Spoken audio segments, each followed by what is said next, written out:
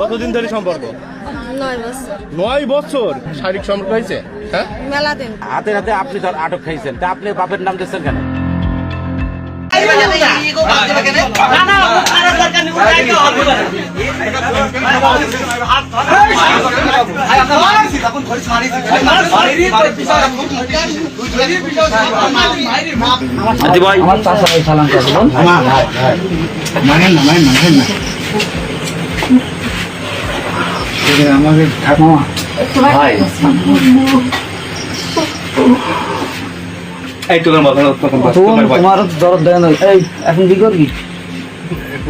এখনই তোর বি করা লাগবে, তোর কোনো কাহিনী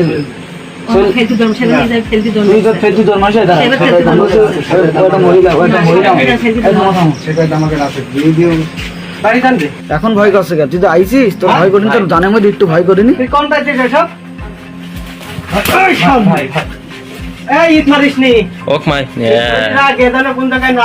কতদিন ধরে সম্পর্ক?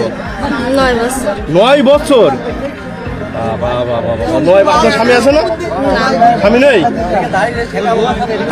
26 বছর। তুমি বিয়ে করনি, আপনার বয়স কত? হ্যাঁ, 30 বছর। আপনার মেয়েরও বিয়ে হয়ে গেছে না? 30 না বেশি হবে? কত হবে? 35 40 বছর হবে না?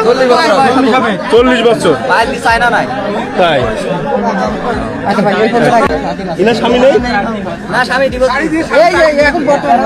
স্বামী খালি বিয়ে দিয়ে দিতে হবে। তো বিয়ে করবেন তো?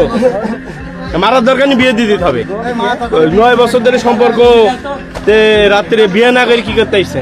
ভাই, বিয়ে না করে কি করতে আসছে? হ্যাঁ, নাম কি তোমার? আমি নওদা দুর্গাপুর বাড়ি। কি বাড়ি আসে নাকি আপনার বাসায়? বাড়ি চল গেছিলেন?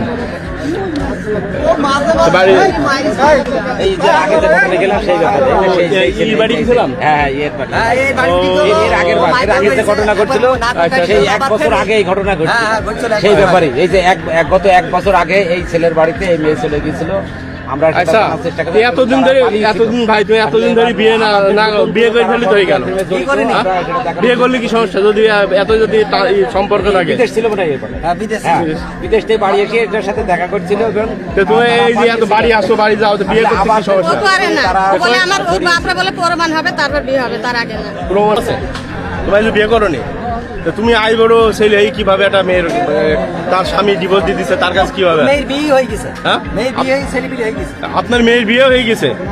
আমি এখন বাড়ি করে বিরক্ত করে, কত মানুষের বলেছে বিরক্ত করে। আপনি না দিলে পারে সে কিভাবে আসে আপনার বাসায়?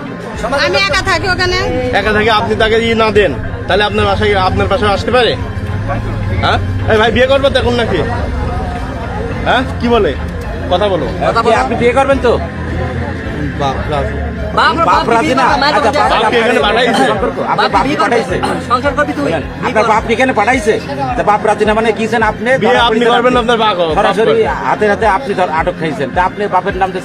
এই নারীর দাবি এই সম্পর্কের বিষয়টি তার মেয়ে এবং মেয়ের জামাইও জানতেন, তবুও বিয়ের কোনো চূড়ান্ত সিদ্ধান্তই নিচ্ছিলেন না আমিন।